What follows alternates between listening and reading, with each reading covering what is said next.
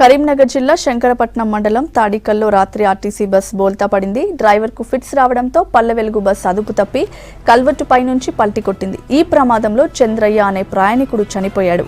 మరో 9 మందికి గాయాలయ్యాయి. బాధితుల్ని కరీంనగర్ ప్రభుత్వ హాస్పిటల్కి తరలించి చికిత్స అందిస్తున్నారు. డ్రైవర్ పరిస్థితి సీరియస్గా ఉంది. బస్ కరీంనగర్ నుంచి గద్దెపాక వెళ్తుండగా ప్రమాదం జరిగింది.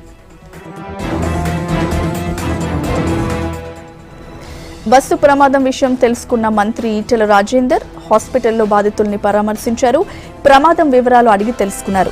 గాయపడిన వారికి మెరుగైన ట్రీట్మెంట్ అందించాలని డాక్టర్లకు సూచించారు. చనిపోయిన బాధితుడి కుటుంబానికి పరిహారం అందేలా చూస్తానని హామీ ఇచ్చారు.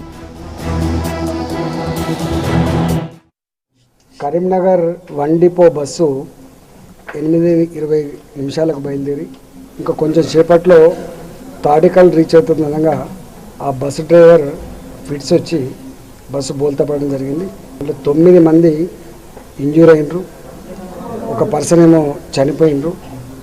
డ్రైవర్ కూడా చాలా సీరియస్గా ఉన్నాడు. అందరి పేషెంట్లని చెక్ చేయడం జరిగింది. డ్రైవర్కి ఇంకొక పేషెంట్ కనుక సీరియస్ ఉన్నట్టు కనపడతా ఉంది. తక్షణమే ఇక్కడ కనుక వైద్యం అందుబాటులో లేకపోతే వేరే హాస్పిటల్ పంపించి వైద్యాన్ని అందించారు.